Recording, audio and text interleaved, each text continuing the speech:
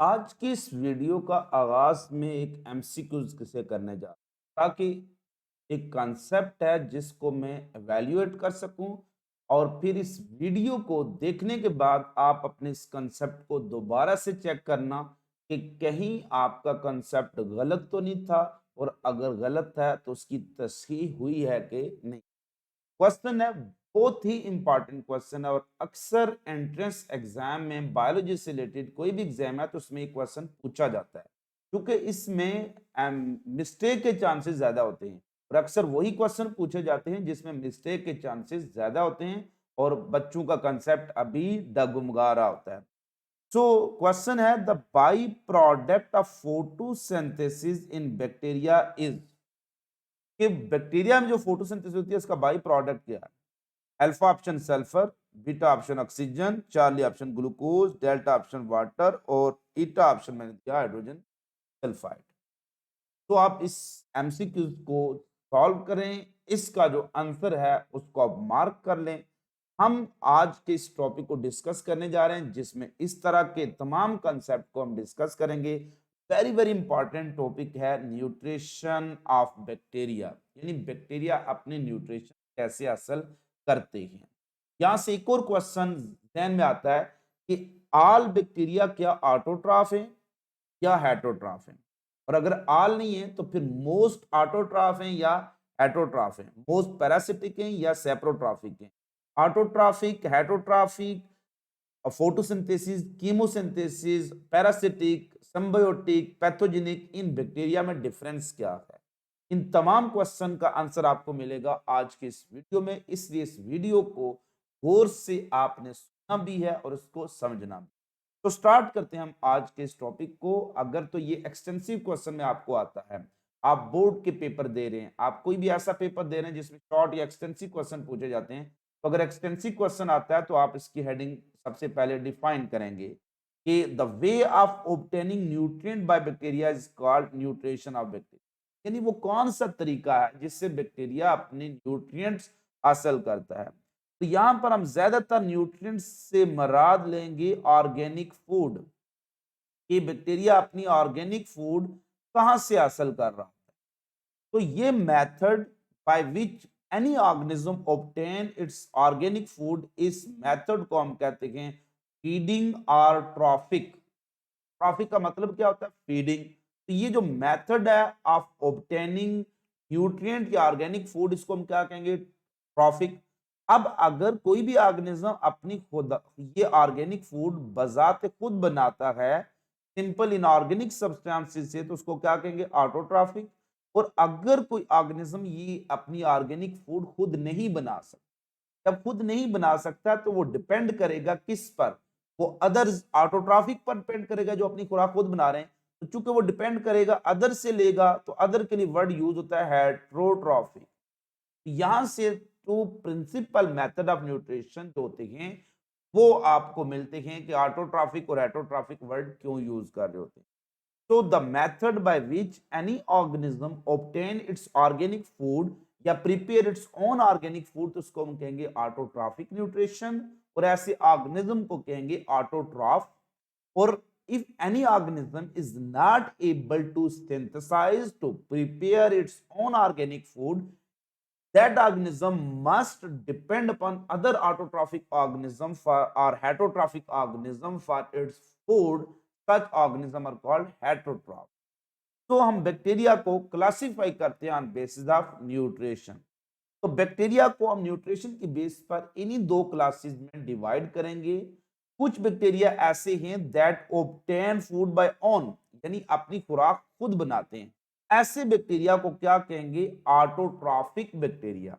तो न्यूट्रिशन की बेस पर बैक्टीरिया को हम दो टाइप्स में डिवाइड करते हैं, ऑटोट्रॉफिक बैक्टीरिया, और न्यूट्रिशन को कहेंगे ऑटोट्रॉफिक न्यूट्रिशन। अब अगर वो अपनी खुराक खुद नहीं बना सकते हैं तो दे ऑब्टेन फूड फ्रॉम अदर, यानी अपनी ऑर्गेनिक फूड दूसरों से लेंगे। वो दूसरे मोस्टली ऑटोट्रॉफ हो सकते हैं या कोई हेटरोट्रॉफ हो सकते हैं। तो if bacteria obtain it's organic food from other, तो ऐसे बैक्टीरिया को क्या कहेंगे? हेटरोट्रॉफिक। अब जो autotrophic bacteria on basis of source of energy, जाहिर है ऑटोट्रॉफिक न्यूट्रिशन करनी है तो क्या करनी है आपने? आपने अपना ग्लूकोज खुद बनाना है। ग्लूकोज की का इक्वेशन क्या है? C6H12O6। यानी ग्लूकोज बनाने के लिए आपको क्या चाहिए? कार्बन चाहिए, आपको ऑक्सीजन चाहिए, आपको क्या चाहिए? हाइड्रोजन चाहिए। इसलिए सोर्स ऑफ कार्बन और ऑक्सीजन क्या होगा? ये तो हमें मिल जाएगा कार्बन डाइऑक्साइड से। इसलिए कोई भी ऑटोट्रॉफिक बैक्टीरिया है तो वो यूज करेंगे, कोई भी ऑटोट्रॉफिक ऑर्गेनिज्म है तो वो सिंपल इनऑर्गेनिक सब्सटेंस यानी कार्बन डाइऑक्साइड मस्ट यूज करेंगे। फिर उनको क्या चाहिए? प्रोटॉन चाहिए, हाइड्रोजन चाहिए। इस हाइड्रोजन के सोर्स के तौर पर दो चीजें इस्तेमाल हो सकती हैं। H2O यूज हो सकता है, ये H2S। क्योंकि शुरू वाले जो बैक्टीरिया थे वो हमेशा ऐसे इन्वायरमेंट में रहते थे जहां पर H2S बहुत ज्यादा था। बेशक पानी भी ज्यादा था, लेकिन चूंकि H2S ज्यादा रिएक्टिव था, इस वजह से उन्हें H2S को एज ए प्रोटॉन डोनर क्या किया? प्रेफर किया। तो उन्होंने H2S को मिलाया और इसके नतीजे में क्या बना दिया? Glucose C6H12O6। पानी एक प्रोडक्ट के तौर पर निकला। अब चूंकि हाइड्रोजन तो यूज होगी, कार्बन भी यूज होगी, ऑक्सीजन भी यूज होगी, ये तीन चीजें यूज होगी तो क्या बन गया? ग्लूकोज। जो चीज एक्स्ट्रा बची है वो सल्फर, तो सल्फर को as a by product release. Must remember that all bacteria must utilize H2S as a source of proton and must release sulfur as a byproduct। तो शुरू वाला जो एमसीक्यूज मैंने आपसे पूछा था, which one is the byproduct of photosynthesis in bacteria या autotrophic method nutrition bacteria, तो हमेशा सल्फर होगा, ऑक्सीजन नहीं होगा। Exception is there. बैक्टीरिया में सिर्फ एक एक्सेप्शन है जिसमें बाई प्रोडक्ट ऑफ फोटोसिंथेसिस क्या है? वो ऑक्सीजन है। वो कौन से? सियानोबैक्टीरिया, जो बड़े एडवांस बैक्टीरिया। इसलिए अब चूंकि कार्बन डाइऑक्साइड और प्रोटॉन को जोड़कर इसकी रिडक्शन करके, रिडक्शन के लिए आपको चाहिए होगी एनर्जी, तो हमें एनर्जी देनी पड़ेगी।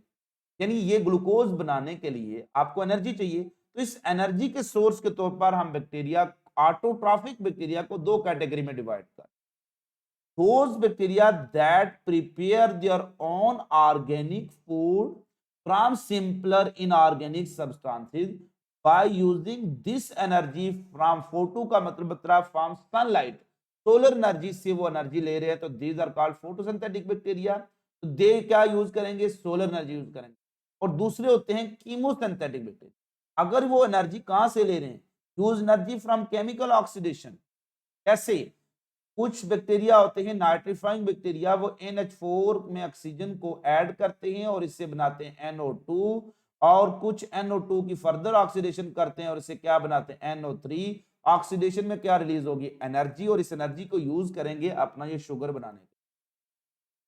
इसलिए हम ऑटोट्रॉफिक बैक्टीरिया की डेफिनेशन क्या करेंगे? Those bacteria, look at the slide, that can prepare their organic food यानी carbohydrate from simple inorganic substance, carbon dioxide and H2S from simple inorganic substance are called autotrophic bacteria।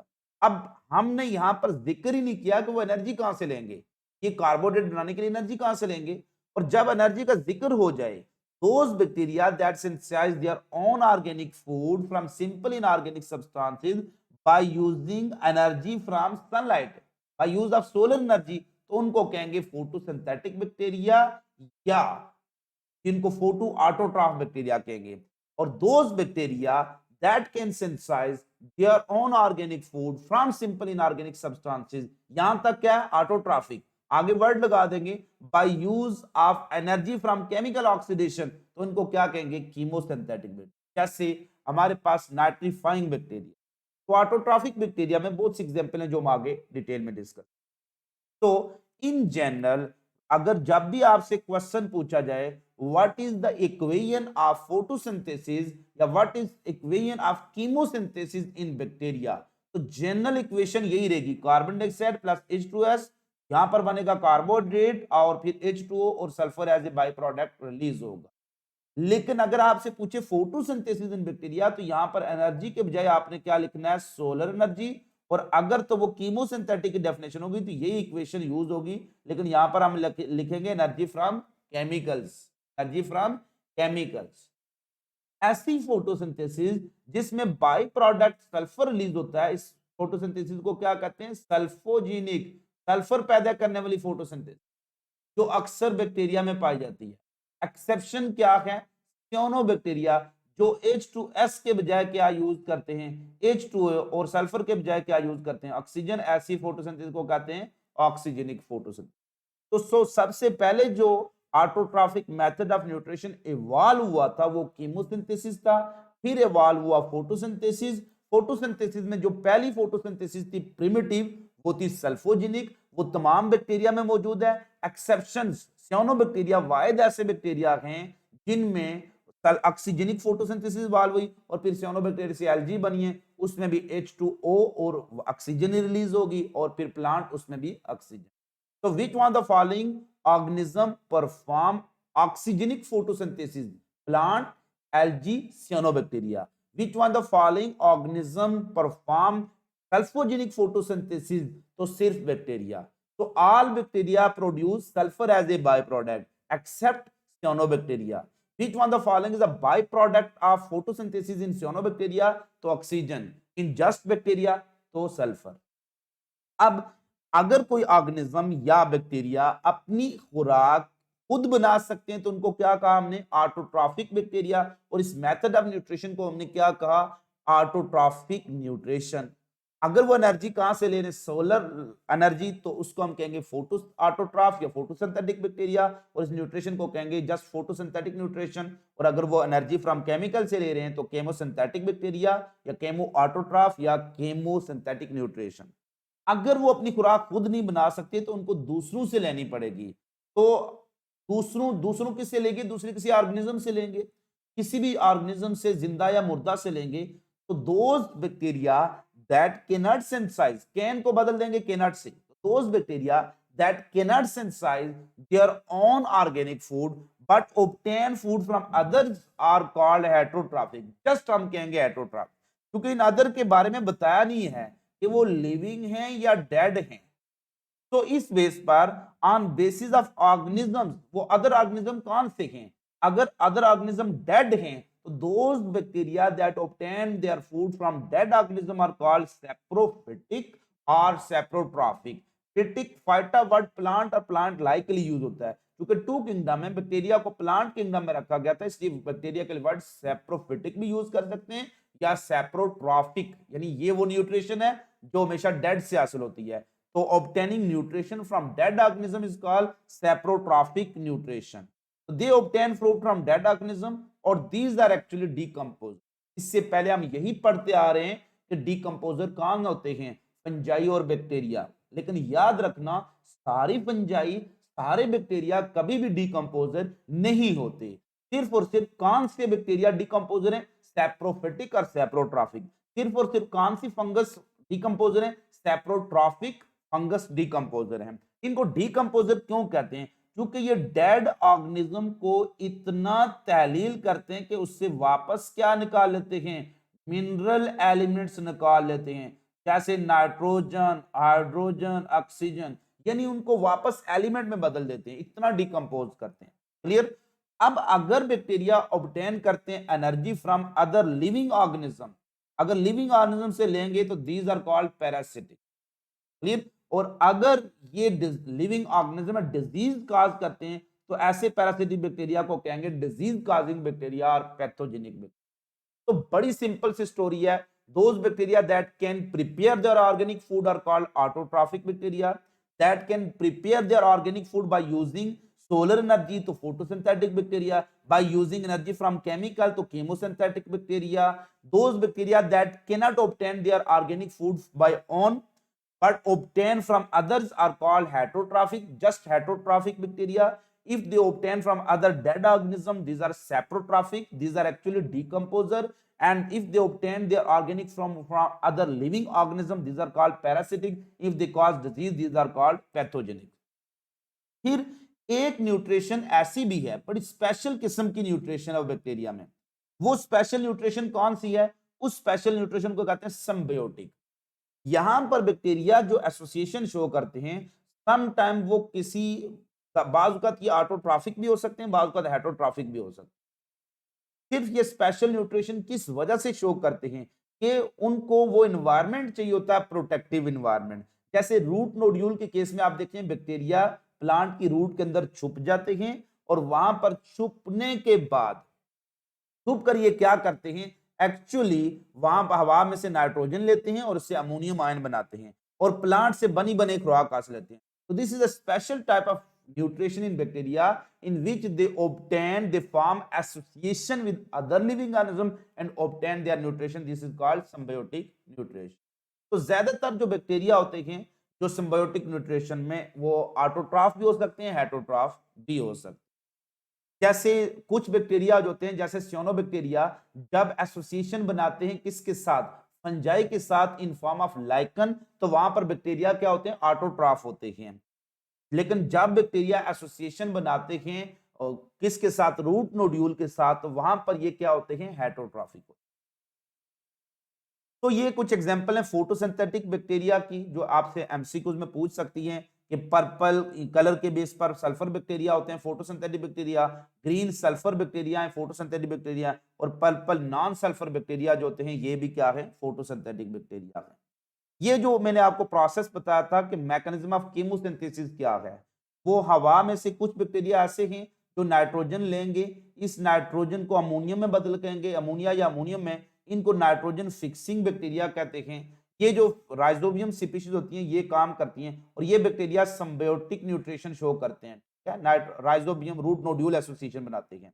फिर कुछ bacteria ऐसे होते हैं जो इस अमोनियम को में ऑक्सीजन ऐड करते हैं इसको नाइट्राइट में और इसको कन्वर्ट करते हैं नाइट्रेट में।